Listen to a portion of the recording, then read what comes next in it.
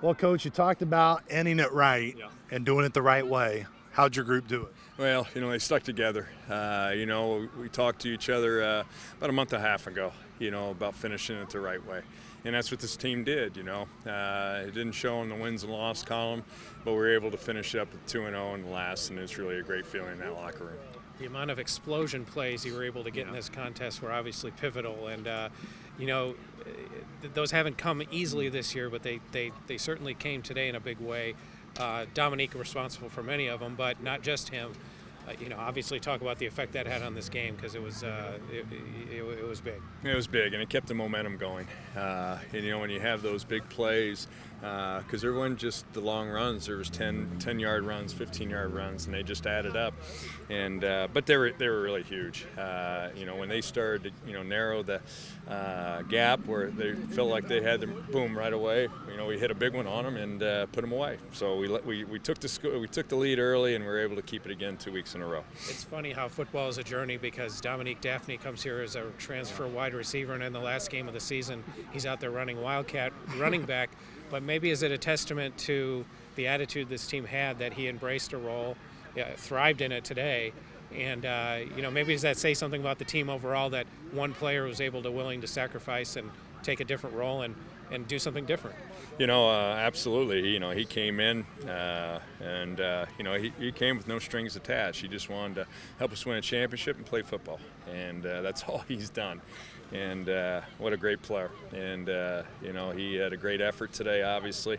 I wish I had him another year. He's a tremendous young man. Came in, represented the program in a first-class manner, and has helped us build a championship program. You wanted to go out with these last two games, on a high note when you were able to do that.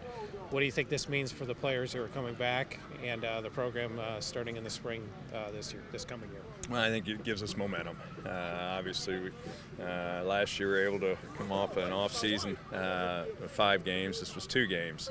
But his team's got to be hungry. To win this last 2, we have never won here with this group in here. Be 2-0, it sure sounds a lot better to be 5-7 rather than 4-8. And we're going to build on it. We let a few things slip away throughout the year, but we're going to learn from it, and we're going to build from it, and we're going to have a great off season. Get back to work the day after Thanksgiving. When you look back on the year that was, obviously injuries morphed the season out of control a little bit. How do you feel about the way the season went? How do the players kind of feel about how it went? It's kind of, you guys wanted more. Right. There were mitigating circumstances in some respects to that, and some not. But where do you kind of put this in its place? Well, I think the thing that you saw is a group of young men stay together, and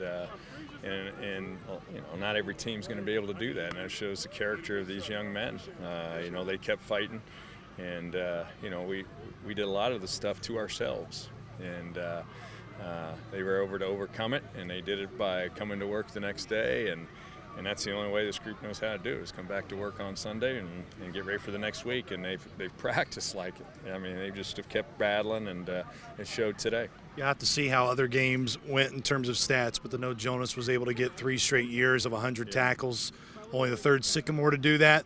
Depending on how it shakes out, he could be the first ever player in program history to lead the Valley in tackles in back-to-back years. Just what he's meant to your program, not just obviously today, but overall. Well, he's a great representation of our program, as a lot of these young men are. I can't say enough of these seniors. Jonas is a tremendous young man. These seniors in that locker room are tremendous young men. I mean, they led this team in the right manner, and awfully proud of them. And there's going to be a day we win a championship, and it's because of that group in there and what they built. And how big of a part is the guy staying over your shoulder, Dante Hendricks, going to play?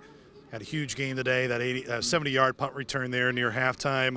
I know he's a guy that you talk about leaders all the time. He's going to be one of them next year.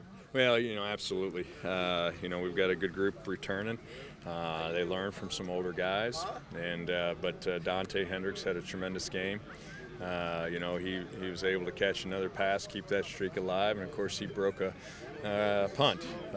We were talking about breaking a kickoff. We broke a punt today, and he did a heck of a job today.